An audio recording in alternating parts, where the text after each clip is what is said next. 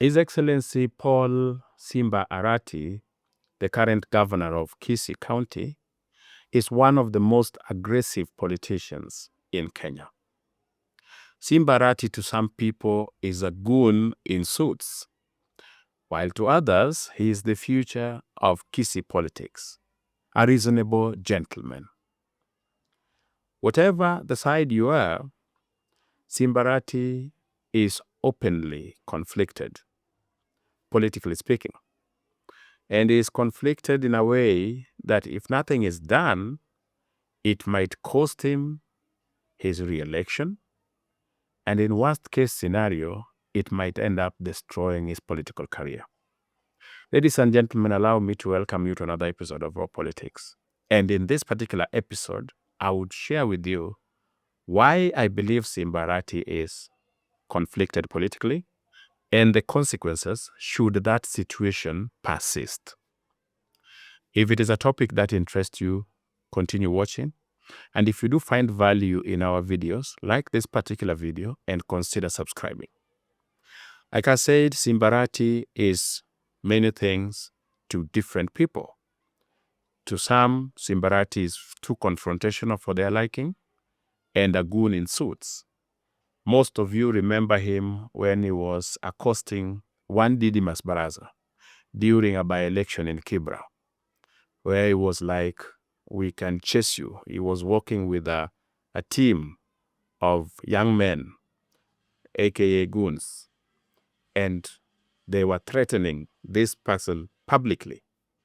Also, you remember during a certain funeral in Kisii, Arati went to the podium to give a dress down to the President of the Republic, trying to evoke emotions using the unfortunate events of 2007. And so, for some people, that is who Arati is. But then there are others who look at Simba Arati and argue that at his age, this man is a political genius considering his achievements. And what do I mean? Arati began his politics around 2008 when he was elected a councillor. Then we didn't have MCS. After which Arati upgraded to be the Member of Parliament for Dagoretti South, a position he held for 2 terms. And when people thought that he was going to defend that seat, Arati made one of the most daring moves. He moved from Nairobi to go and contest the gubernatorial race of Kisii, and he won. He defeated UDA's Machogu. Now, ladies and gentlemen, as you can see, Arati is somebody who is a go-getter.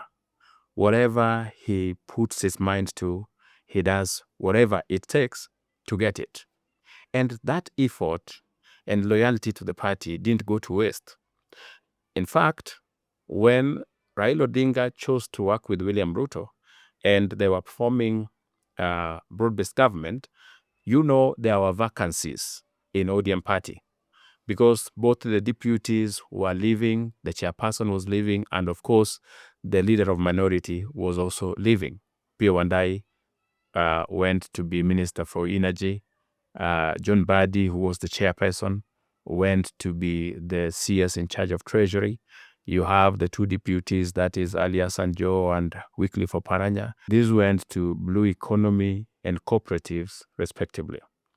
Now, when these positions remain vacant, to show just how important Simba Arati is in ODM party and most importantly to Raila Odinga, he was appointed one of the deputy party leaders of ODM alongside Osotsi. Now, you have Simba Arati, who is barely 45 years, by the way, being one of the deputy party leaders of ODM. A very important position, whether appointed or not, but it's a position of influence nonetheless. But this is also when Simba Arati began to be conflicted. You see, before this broad-based government, Simba Arati had one thing going for him. He could attack William Ruto and rally Kisiis around him through that. That is why I told you before, he could go to the podium and dress down the President of the Republic, invoking emotions, referring to what happened in 2007. And he would be like, get up and apologize. Otherwise, we will never listen to you. And this made him a hero because he was willing to say what others were saying in murmurs. But now that they were in broad-based government, attacking William Ruto, considering his new position also, was not acceptable. So Arati began by endorsing attacks against William Ruto from the likes of Sifuna. You would find him making statements to the effect that we are with you, we are supporting you, in reference to Sifuna, when Sifuna would be saying things that are contrary to what the party had agreed on, which was to work with William Ruto and support him realize his manifesto. But then somebody can argue that, oh, that was just Arati exercising his freedom of speech. There's nothing wrong with a deputy party leader standing with the secretary general. After all, even the party leader himself, Raila Odinga, had said that Sifuna and the likes have the right to express themselves the way they want, that ODM had a D in it and that D represented democracy. But then where the conflict became so vivid and everybody could see that Arati was conflicted, and I'll share why I think that was the case, is when Matiangi announced his candidature. You see, Matiangi announced his candidature to replace William Ruto, meaning Matiangi was going for William Ruto. And Arati is the deputy party leader of a party that is working with William Ruto, that is in government with William Ruto, meaning Matiangi is coming for ODM indirectly. And what happened? How did Arati handle this? Arati, like I told you, out of the fear of losing kisses, embraced Matiangi, but at the same time, he still remained loyal to Raila Odinga, which in itself meant he was still supporting broad-based government. So you had one person being with Matiangi as a chance one term, but also being with Raila, as Raila says, 2 term. That level of political conflict had not been seen before, ladies and gentlemen. And I told you, it's understandable if you put yourself in the shoe of Simba Arati, that you fear that should Kisses endorse Matiangi en masse, then if you are not with Matiangi, your re-election is not guaranteed. But also you are like, what if Kisses don't endorse Matiangi? Or rather, what if Matiangi doesn't go to the ballot and I stick with him? I would have lost my re-election through ODM. You're like, if this team wins, I get it. If this one also wins, I get it. So Arati finds himself in that situation. Today, by the time I was making this video, Simba Arati was at State House, Nairobi, with the MCS from Kisii. Raila Odinga was also in attendance, and so was the CS in charge of education, Migosi. Now, that is Simba Arati, with William Ruto praising him at State House, and while there is a 2-term guy.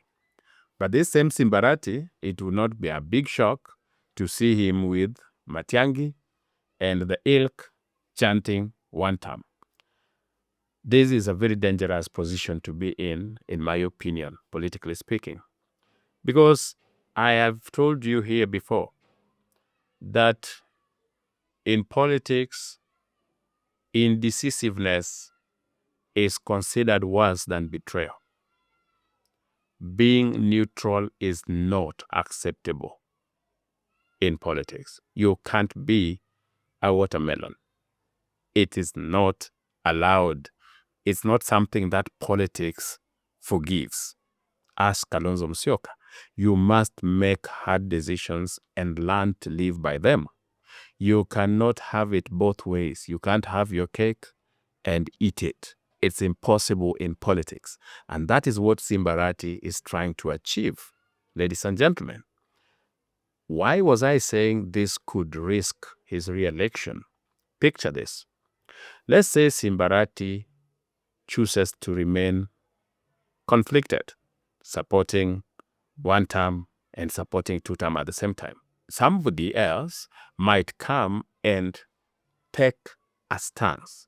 Let's say somebody comes to Kisii and says, I am with the two-term people, I'm going for governor. Another one also comes and says, I'm with the one-term people and I'm going for governor. Where does that leave Arati? People will see that you are undecided. People will see that you are trying to play the system, and they might not elect you. Like I said before, indecisiveness is punished almost immediately.